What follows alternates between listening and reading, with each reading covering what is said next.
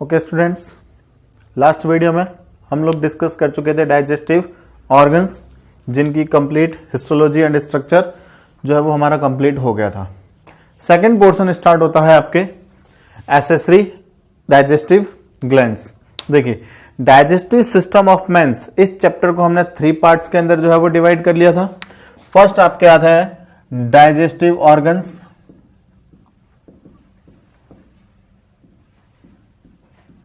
Second आता है आपके accessory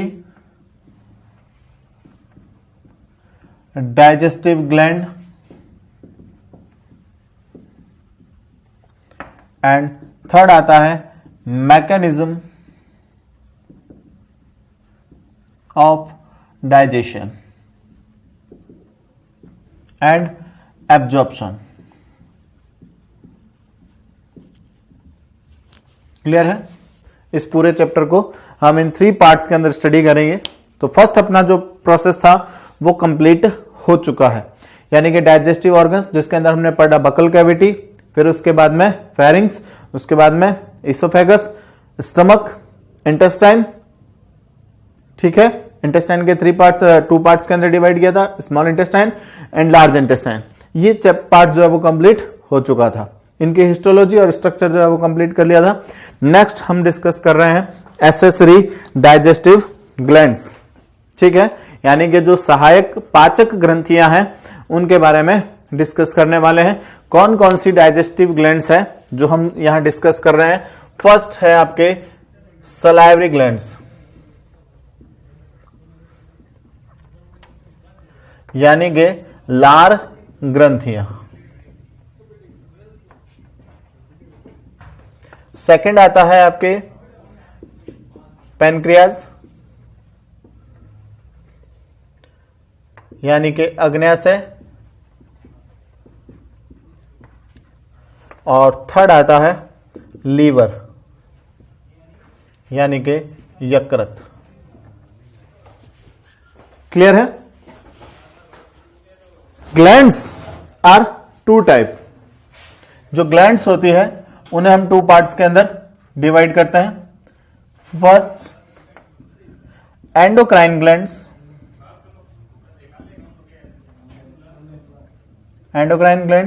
and second exocrine glands. Endocrine and exocrine gland, यानी कि अंतःस्रावी ग्रंथियां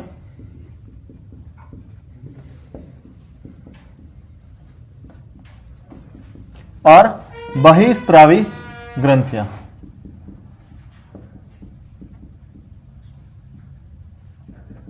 अंतःस्रावी ग्रंथियां और बहिस्रावी ग्रंथियां, ये 2 तरह की ग्रंथियां जो है वो पाई जाती है। क्या होता है, इनका मतलब क्या है, किस तरह की होती है ये? एक्सोक्राइन ग्लैंड जो होती है, एंडोक्राइन ग्लैंड जो होती है, वो अपना सिक्रेशन, यानी कि इन ग्रंथियों के द्वारा जो केमिकल सब्सटेंस सिक्रेट किए जाते हैं वो डायरेक्ट कहां रिलीज किए जाते हैं? ब्लड में। यानी कि इनका जो सिक्रेशन होगा वो रक्त के अंदर, सीधा ब्लड के अंदर पहुंचा दिया जाता है। इसलिए इन ग्लैंड्स को डक्टलेस ग्लैंड कहा जाता है, यानी कि नलिका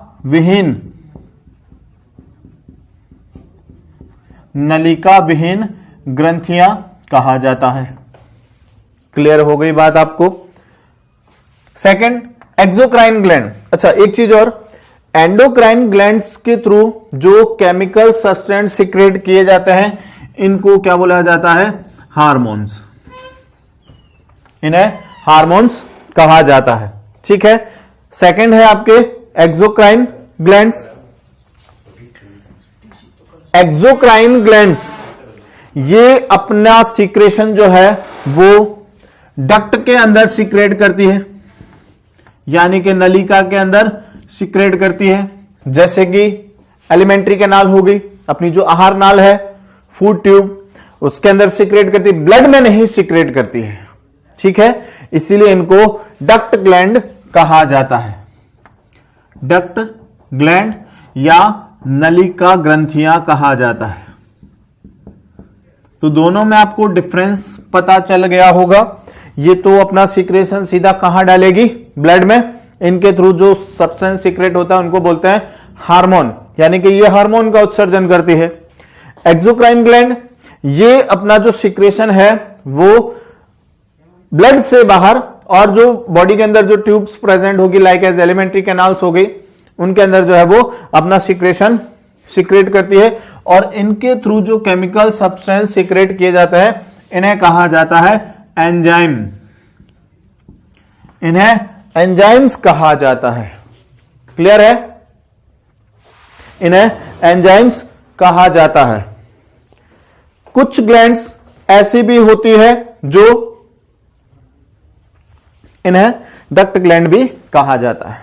ठीक है, कुछ एग्जांपल्स की बात करें, हालांकि बहुत सारे ग्लैंड्स हैं, मैं कुछ एग्जांपल्स लेता हूं।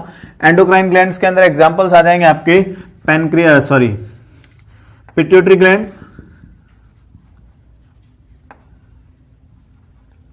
Pituitary glands, thyroid glands, hypothalamus, adrenal gland, thymus glands, है ना, बहुत सारी ग्लैंड्स हैं, टेस्टिस, ओवरीज, ये सारे जो है वो क्या है, एंडोक्राइन ग्लैंड्स होगी, जो कि अपना सीक्रेशन यानी कि जो हार्मोन है वो सीधा ब्लड में रिलीज करती है। सेकंड है एक्सोक्राइन ग्लैंड्स, इसके अंदर आ जाएगी आपके salivary glands, salivary glands, liver, है ना, ये जो होंगी क्या होगी, इंटेस्टाइन, इंटेस्टाइन, ये अपना सीक्रेशन फूड ट्यूब के अंदर यानी कि जो भोजन नली है उसके अंदर सीक्रेट करते हैं। ठीक है, कुछ ग्लैंड्स ऐसी भी होती है जो दोनों तरह के फंक्शन करती है, यानी जिनके अंदर एंडोक्राइन सिस्टम भी प्रेजेंट होता है, एक्सोक्राइन सिस्टम भी प्रेजेंट होता है। इन ग्लैंड्स को हम क्या बोलते हैं, मिक्स्ड ग्लैंड बोलेंगे। मिक्स्ड ग्लैंड यानी कि मिश्रित ग्रंथियां, ये मिश्रित ग्रंथियां कहलाती है, यानी कि इनके द्वारा एंजाइम भी सीक्रेट होते हैं और हार्मोन भी सीक्रेट किए जाते हैं। एग्जाम्पल मिलेगा आपको पैनक्रियाज,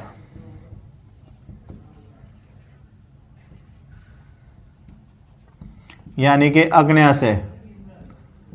जो पैनक्रियाज जो है वो दोनों तरह का काम करता है, एंडोक्राइन और एक्सोक्राइन, इनसे दोनों तरह के सब्सटेंस जो है वो सीक्रेट होते हैं। जैसे एग्जाम्पल बात करें, पैनक्रियाज के थ्रू पैनक्रियाटिक जूस जो है वो सीक्रेट किया जाता है, अग्न्याशय रस का स्रावन किया जाता है, जिसके अंदर एंजाइम उपस्थित होते हैं, एल्कलाइन एंजाइम्स होते हैं। और अग्न्याशय के द्वारा हार्मोन जैसे कि ग्लूकागॉन, इंसुलिन, ठीक है, ग्लूकागॉन, इंसुलिन हार्मोन और सोमेटोस्टेटिन हार्मोन, ये हार्मोन इसके द्वारा उत्सर्जित किए जाते हैं। क्लियर हो गई बात आपको यहां तक? तो ग्लैंड्स होती है वो टू टाइप्स की होगी, एंडोक्राइन, एक्सोक्राइन ग्लैंड्स। ठीक है, अब हम इन एक एक ग्लैंड्स को क्या करते हैं, डिस्कस करते हैं। कौन कौन सी ग्लैंड्स है, कहां कहां पर होती है, किस तरह से ये अपना वर्क करती है, तो इसके बारे में हम डिस्कस करते हैं।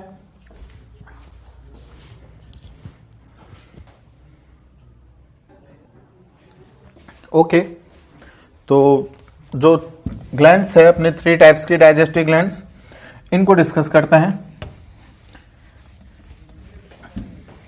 ओके, सबसे पहली जो ग्लैंड्स है वो है आपके सलाइवरी ग्लैंड्स, यानी कि जो लार ग्रंथियां हैं वो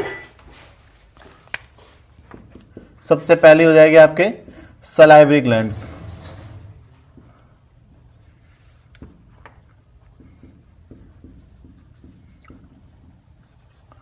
लार ग्रंथियां, ठीक है। ह्यूमन के अंदर बात करें, 3 पेयर ऑफ सलाइवरी ग्लैंड्स,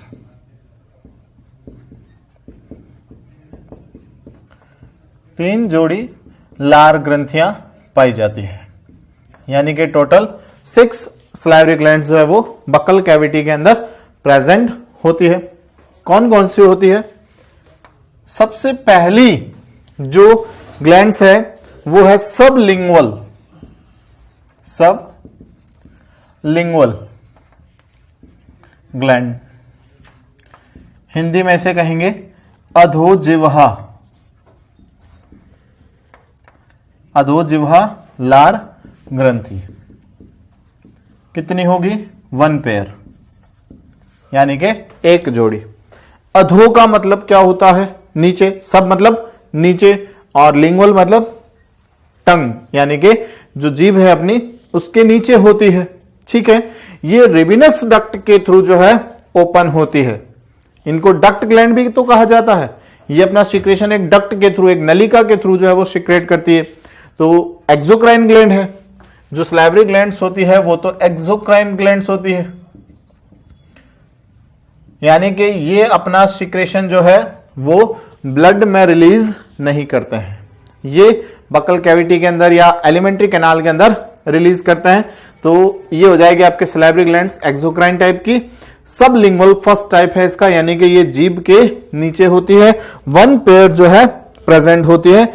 ये रेविनस ग्लैंड्स, रेविनस डक्ट या बर्थोलिन डक्ट के थ्रू जो है वो टंग के बेस पार्ट में, जहां पर फ्रेनुअल लिंगुअल प्रेजेंट होता है, वहां ओपन होती है। देखिए फ्रेनुअल लिंगुअल क्या होगा?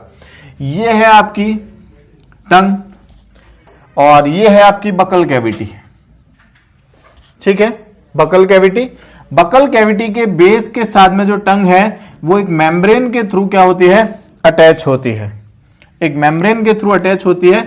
टंग का लास्ट पार्ट जो है वो इस मेम्ब्रेन के साथ अटैच होगा, यानी कि टंग का जो फ्रंट पार्ट है वो 4 पार्ट जो है वो फ्री होता है, वो आगे पीछे या जो है वो मूव कर सकता है।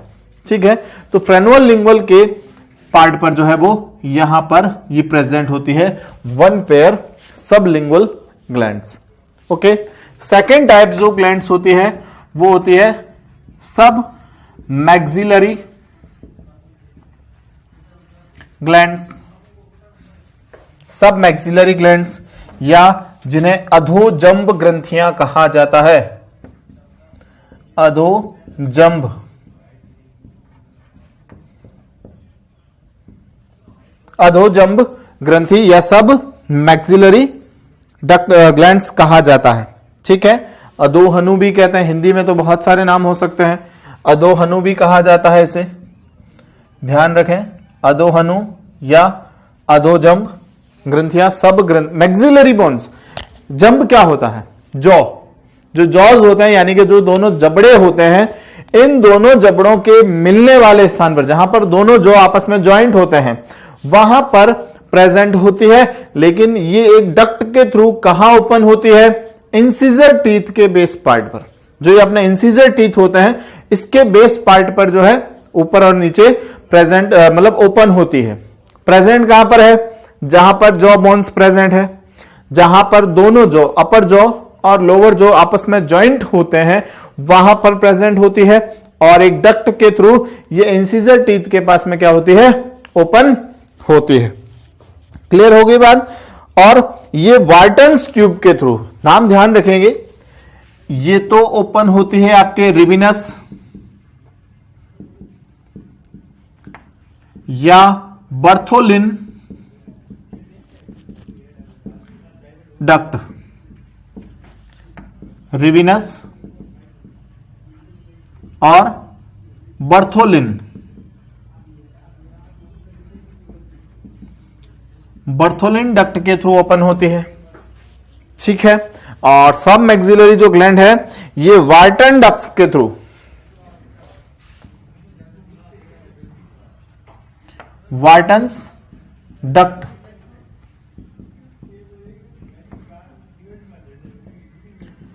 के थ्रू ओपन होती है।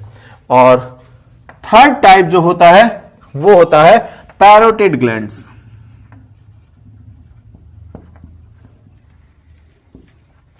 यानी कि इन्हें आप कहेंगे कर्ण पूर्व ग्रंथियां, पैरोटिड ग्लैंड्स या कर्ण पूर्व ग्रंथियां। ओके, पैरोटिड ग्लैंड्स ये आपके प्रेजेंट होती है जो अपने ये ईयर पिन्ना है, ईयर पिन्ना के जो नीचे का पार्ट होता है, ठीक है, ये वाला जो पार्ट होता है यहां पर प्रेजेंट होती है, यानी कि जो अपने चिक्स होते हैं इन चिक्स पार्ट पर जो है वो प्रेजेंट होती है। आप इसको ऐसे याद रखिए कि जब बलून फुलाते हैं, जब गुब्बारे के अंदर आप हवा भरते हो, तब आपके ये वाले जो पोर्शंस होते हैं वो पेन करने लग जाते हैं, बिकॉज जो ये पैरोटिड ग्लैंड्स होती हैं इनमें स्वेलिंग आ जाती है। जब आप इनको बहुत ज्यादा प्रेशराइज करते हो, जब बैलून के अंदर एयर फिल करते हो, तो उससे जो है वो इनके अंदर स्वेलिंग आ जाती है और ये जो ग्लैंड्स है वो थोड़ा पेन करना स्टार्ट कर देती है, और थोड़े टाइम बाद में जब रिलैक्स हो जाती है तो ये पेन्स भी जो है वो रिलीफ हो जाता है। तो ये पैरोटिड ग्लैंड्स या कर्ण पूर्व ग्रंथियां, यानी कि कान से पहले वाला जो पोर्शन है यहां पर प्रेजेंट होती है, और ये ओपन होती है आपके स्टेनसन्स डक्ट के थ्रू, यानी कि जो डक्ट्स का नाम है वो है स्टेनसन्स डक्ट।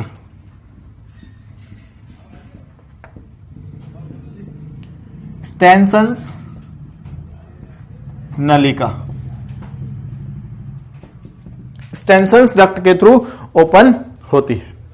क्लियर हो गई बात आपको? सलाइवरी ग्लैंड जो है वो कितने टाइप्स की होगी? 3 टाइप्स की होगी। ठीक है, फर्स्ट हो गई आपके सब लिंगुअल ग्लैंड्स, सेकंड हो गई सब मैक्सिलरी ग्लैंड्स, और थर्ड टाइप हो गया आपके पैरोटिड ग्लैंड्स का। ठीक है, इन तीनों ग्लैंड्स के थ्रू एक ही सब्सटेंस सिक्रेट किया जाता है, वो है सलाइवा। ठीक है, यानी कि लार का सिक्रेशन किया जाता है। अब बात करते हैं सलाइवा के बारे में, यानी कि जो सलाइवा है वो इन ग्लैंड्स के थ्रू सिक्रेट होगा। सलाइवा का कंपोजिशन क्या क्या होता है, क्या फंक्शन करता है सलाइवा, तो वो स्टार्ट करते हैं। ठीक है, सबसे पहले बात करते हैं सलाइवा।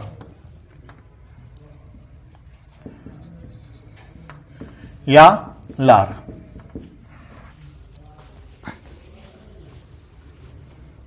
ठीक है, सलाइवा ये एक एल्कलाइन फ्लूइड है।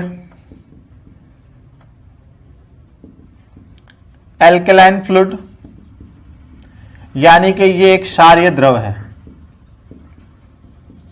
क्षारीय द्रव का मतलब क्या है?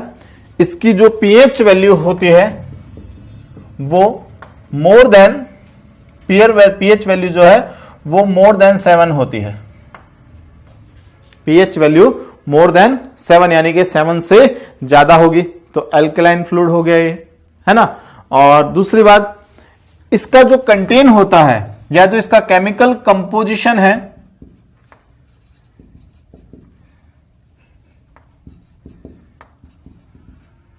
केमिकल कंपोजिशन उसमें आपको एक तो मिलेगा वाटर, जो कि मैक्सिमम होता है 90 to 92% जो है वो इसके अंदर क्या मिलेगा? वाटर मिलेगा। ठीक है, और इसके अंदर आपको मिलेगा alpha amylase. Alpha amylase enzymes, इसको टाइलिन एंजाइम्स के नाम से भी जाना जाता है।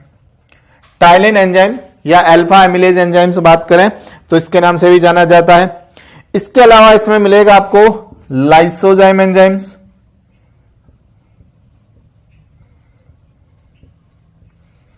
लाइसोजाइम एंजाइम्स जो है वो इसके अंदर प्रेजेंट होता है, और इसके अंदर मिलेंगे आपको salt like as chloride, potassium, hydrogen carbonate etcetera etcetera. ये सलाइवा इसके अंदर प्रेजेंट होगी। ठीक है, काम क्या करता है सलाइवा का?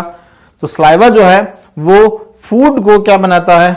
लसलसा बनाता है, यानी कि जो आप फूड को च्युइंग करते हैं, चबाते हैं भोजन को, उसको एक पेस्ट फॉर्म के अंदर, एक सेमी लिक्विड फॉर्म के अंदर जो है वो उसको क्या करते हैं? कन्वर्ट करने का काम करते हैं। वाटर जो कि सेमी लिक्विड फॉर्म के अंदर उसको कन्वर्ट करेगा। अल्फा एमाइलेज और टाइलिन एंजाइम्स ये क्या करता है? जो स्टार्च है उस स्टार्च को सिंपल शुगर के अंदर कन्वर्ट करता है। लाइक एज जो स्टार्च है उसको माल्टोज के अंदर, सुक्रोज के अंदर कन्वर्ट करने का काम करता है अल्फा एमिलेज और टाइलिन एंजाइम्स। लाइसोजाइम एंजाइम्स ये सलाइवा को एंटीसेप्टिक बनाता है। एंटीसेप्टिक प्रॉपर्टी जो है वो प्रोवाइड करता है। एंटीसेप्टिक का मतलब होता है जीवाणु प्रतिरोधी।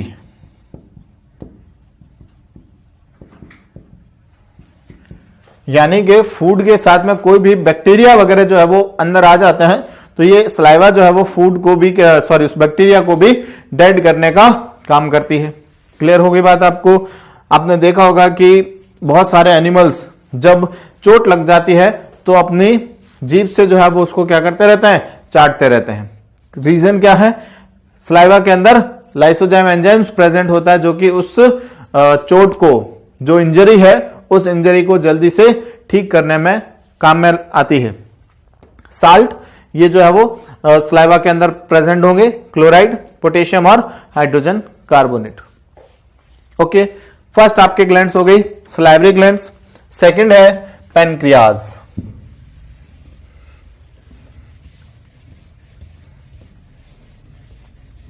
सेकंड सलाइवरी ग्लैंड्स हो जाएंगे आपके पैनक्रियाज, यानी कि अग्न्याशय। ठीक है, अग्न्याशय या पैनक्रियाज।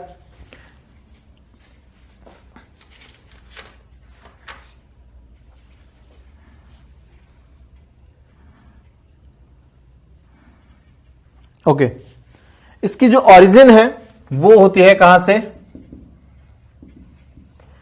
Embryonic endoderm.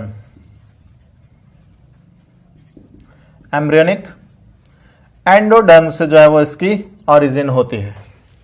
ठीक है, जो भ्रूणीय अंतःचर्म होती है वहां से इसका निर्माण होता है। कहां पर होती है?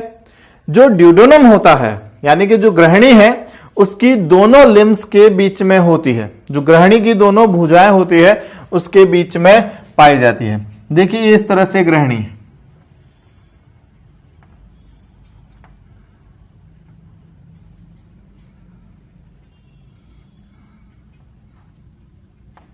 ये इस तरह से ग्रहणी, इसके ऊपर स्टमक होगा और इसके नीचे जो है वो क्या होगी? इंटेस्टाइन प्रेजेंट होगी। तो ये जो ड्यूडेनम वाला पार्ट है, ग्रहणी वाला जो भाग है, इसके बीच में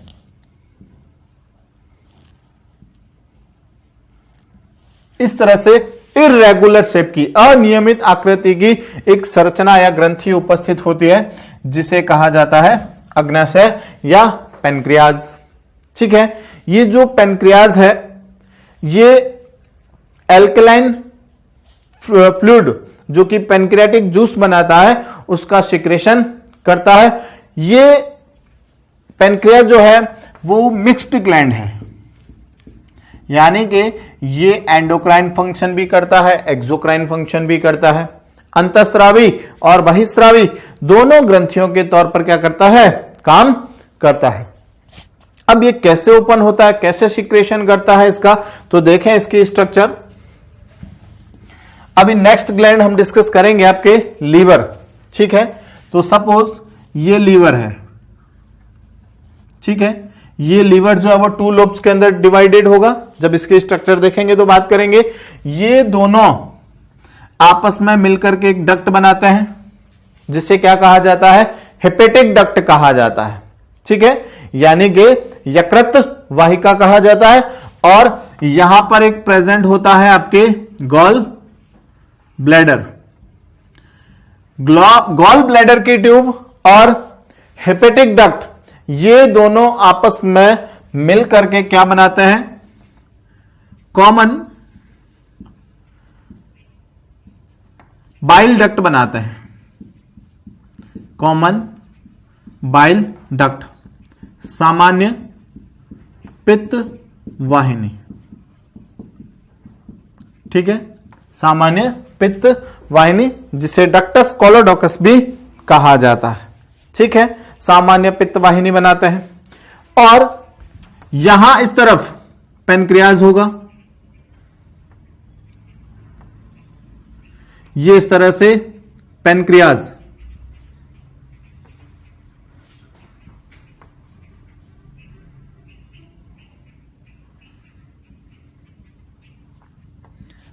पैनक्रियाज के थ्रू जो डक्ट बनती है उसको बोलते हैं पैनक्रियाटिक डक्ट, यानी कि अग्न्याशय वाहिनी। ठीक है, यह है पैनक्रियाटिक डक्ट।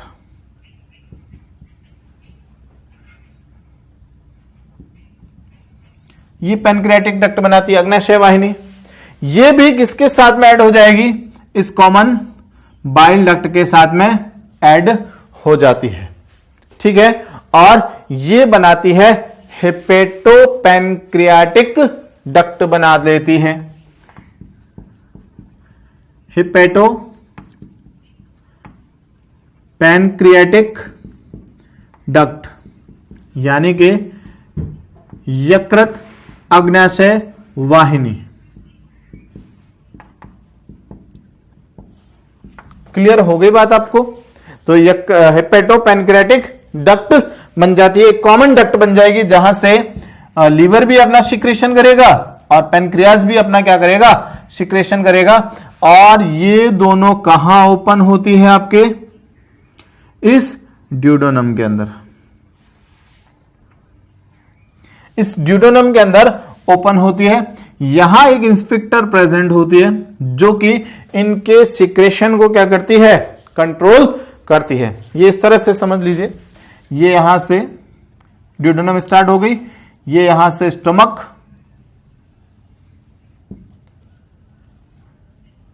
और ये आ जाएगी आपके ईसोफेगस। ठीक है, और ये लीवर्स के थ्रू जो है वो बाइल जूस जो है वो इसके साथ में आता है, और इसके थ्रू पैनक्रियाटिक जूस जो है वो आता है। और ये इस इंस्पेक्टर के थ्रू कहां ओपन होता है, ड्यूडेनम के अंदर, और इस इंस्पेक्टर को कहा जाता है आपके इंस्पेक्टर ऑफ ओडाई, यानी कि ऑडी की अवरोधनी कहा जाता है इसे।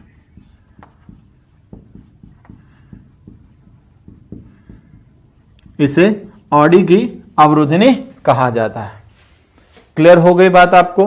तो ये तो हो जाएगा पैनक्रियाज, इसकी आउटर स्ट्रक्चर हो जाएगी, यानी कि इररेगुलर शेप है, कोई फिक्स्ड शेप नहीं है।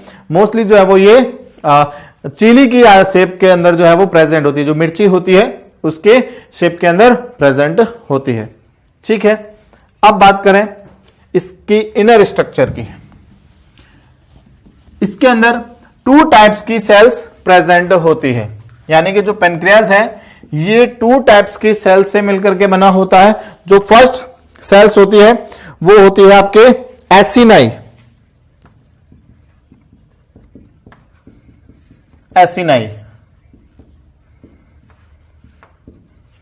ये जो एसिनाई सेल्स होती है ये एक्सोक्राइन टाइप की होती है, एक्सोक्राइन टाइप सेल्स होती है, यानी कि ये बहिस्रावी कोशिकाएं होती है।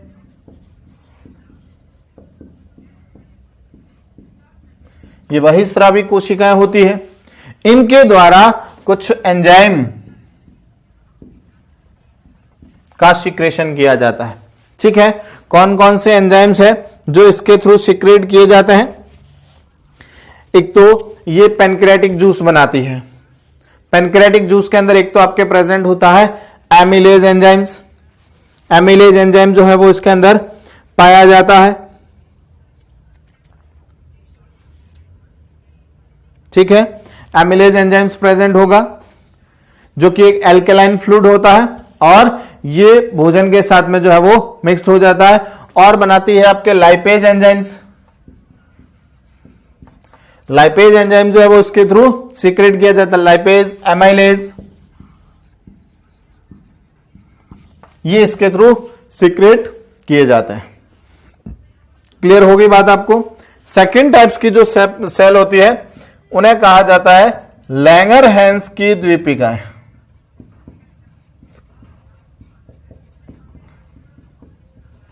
यानी कि island of Langerhans, island of Langerhans. इन्हें आप यूं समझिए कि जो एसिनाई सेल्स होती है उनके बीच बीच में ये आइसलैंड की तरह, जैसे कि समुद्र के अंदर जो बीच बीच में आइसलैंड्स होते हैं, उसी तरह से एसिनाई सेल्स के बीच में जो है वो आइसलैंड्स ऑफ लैंगरहैंस प्रेजेंट होते हैं। जो एसिनाई सेल्स होती है वो पैनक्रियाट का जो सिक्रेशन है उसका अप्रॉक्स 98% पार्ट बनाती है, यानी कि पेनक्रियाज के थ्रू जो भी सिक्रेशन होता है उसका 98% पार्ट तो कौन बनाएगी, एसिनाई बनाएगी, और लैंगरेंस आइसलैंड जो है वो ओनली फॉर 2% सिक्रेशन बनाती है। इनके थ्रू हार्मोन सिक्रेशन किए जाते हैं, हार्मोन्स का उत्सर्जन किया जाता है। ठीक है, जो लैंगरेंस आइसलैंड्स होती है ये हार्मोन सिक्रेट करती है। लैंगरेंस आइसलैंड के अंदर 3 टाइप्स सेल्स प्रेजेंट होती है। फर्स्ट होगी आपके अल्फा सेल्स, सेकंड होगी बीटा सेल्स, और थर्ड होती है गामा सेल्स। क्लियर होगी बात आपको? लैंगरेंस आइसलैंड्स के अंदर 3 टाइप्स की सेल्स होगी। अल्फा सेल्स, अल्फा सेल्स के थ्रू ग्लूकागॉन हार्मोन सिक्रेट होता है। बीटा सेल्स के थ्रू इंसुलिन हार्मोन सिक्रेट होता है, और गामा सेल्स के थ्रू सोमेटोस्टेटिन हार्मोन सिक्रेट होता है। अल्फा, बीटा और गामा सेल्स। ग्लूकागॉन और इंसुलिन हार्मोन ये दोनों ब्लड शुगर को कंट्रोल करता है, यानी कि जो हमारे रक्त में शर्करा पाई जाती है, जिसे ब्लड शुगर या रक्त शर्करा कहा जाता है, उसे नियंत्रित करते हैं, कंट्रोल करने का काम करते हैं। जो ब्लड शुगर है वो हमारे मेटाबॉलिज्म को कंट्रोल करती है, यानी कि हमारे मेटाबॉलिज्म का जो कंट्रोल है वो इस लैंगरेंस आइसलैंड सेल्स के ऊपर, या कह सकते हैं कि पेनक्रियाज के ऊपर डिपेंड करेगा। कैसे करती है? देखिए, अगर हमारे ब्लड में शुगर लेवल डाउन हो जाए, यानी कि शुगर एक मिनिमम लेवल से क्या हो जाए, डाउन चली जाए, नीचे चली जाए, तो ग्लूकागॉन हार्मोन का सिक्रेशन होता है, जो कि क्या करता है, ब्लड शुगर को इंक्रीज कर देगा। ब्लड शुगर इंक्रीज हो जाएगी तो जो लेवल कम हो गया था वो वापस क्या आ जाएगा, इक्वल लेवल पे आ जाएगा। कई बार जो है वो ब्लड के अंदर शुगर लेवल हाई हो जाता है, यानी कि मिनिमम लेवल से क्या हो जाए, हाई हो जाए। तो ऐसी कंडीशन में इंसुलिन हार्मोन सिक्रेट होता है, और ये इंसुलिन हार्मोन क्या करता है, शुगर लेवल को डाउन कर देता है। यानी कि इंसुलिन हार्मोन जो है वो शुगर डाउन करता है, ग्लूकागॉन हार्मोन इंसुलिन को शुगर को इंक्रीज करता है। क्लियर हो गई बात? तो ये दोनों जो हार्मोन है वो डायबिटीज डिजीज से रिलेटेड होते हैं।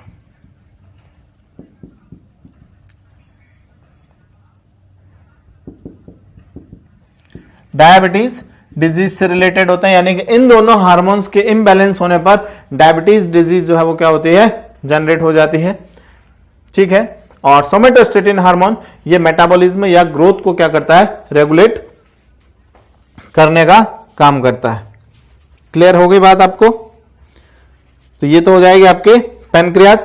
पेनक्रियाज जो है वो हमारे शरीर की सेकेंड